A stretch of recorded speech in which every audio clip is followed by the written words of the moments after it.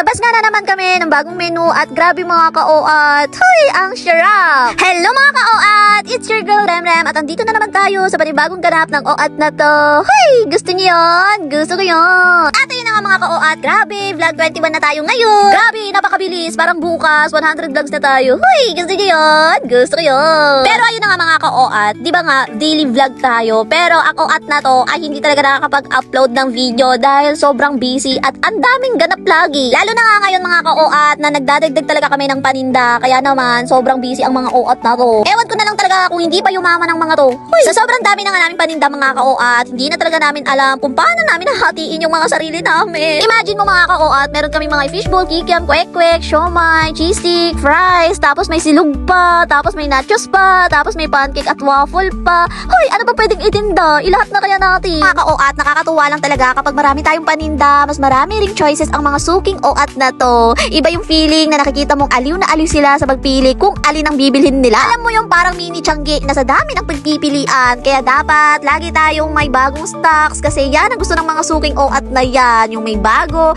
may mura, at may mapagpipilian. Hoy!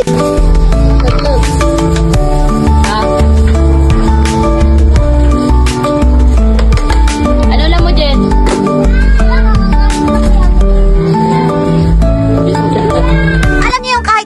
Mga ka-OAT, nakakatuwa rin talaga na yung tipong buong araw ka nakatayo, pawis na pawis, pero pag nakikita mong ang daming suking na nagkakagulo sa paninda mo, sulit lahat ng pagod, lalo na pag marami tayong paninda. Mas enjoy kasi ng mga suking OAT na to kapag ang dami talagang nilang nakikitang mga paninda. Minsan nga mga ka-OAT, hirap na hirap talaga silang magdesisyon kung anong ulam o merienda ba muna agad ang kakainin nila, kaya ang ending, tig-isa ng lahat ang bibilhin nila. Nakakatuwa rin yung paulit-ulit na bumabalik, tapos sasabihin nila, "Hoy, ang sarap talaga nito." Hindi mo nga akalain mga ka-OAT na almost 7 years na pala kaming nagtitinda. Mula sa maliit na lamesa hanggang sa dami na naming paninda ngayon. Ang dami nga naming natutunan kung paano mag-adjust sa dami ng customers, paano gumawa ng masarap na pagkain, at paano panatilihing masaya ang mga suking OAT na to. Hoy! At syempre mga ka-OAT, syempre hindi pa rin nawawala ang mga pagsubok, pero laban lang. Hanggat may suking hinahanap-hanap ang paninda natin, tuloy ang pagtitinda. Hoy! At ayun na nga mga ka-OAT, eto na po yung bagong menu natin. Hoy! Eto nga po Hungarian sausage rice natin with homemade cheese sauce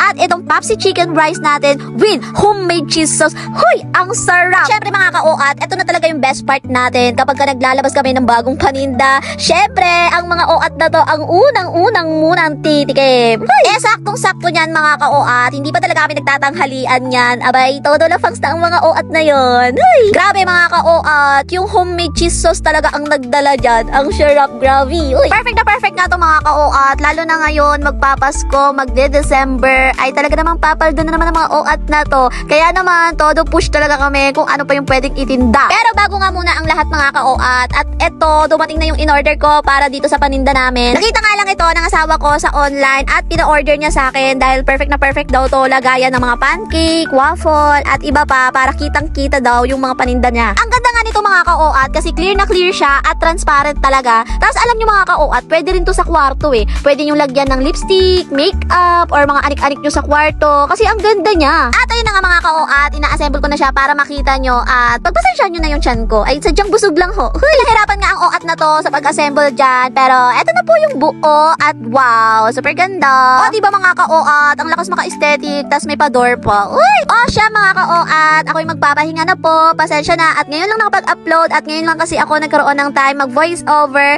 Ang totoo niyan, ikakatapos ko lang maglaba. Pinilit ko nga lang po makapag-voice over at para makapag-update sa inyo at baka kayo magtampo. Hoy! Kaya mga ka-OAT, kahit nakakapagod, sulit na sulit ang lahat. Laging tandaan, sa bawat tinda, sa bawat ulam or pagkain na napapasarap sa mga suki, nandyan ang puso at pagmamahal namin. Hoy! Kaya naman, kung nag-enjoy kayo, don't forget to like, comment, share, at i-follow ako para updated kayo sa mga next vlog. Bye!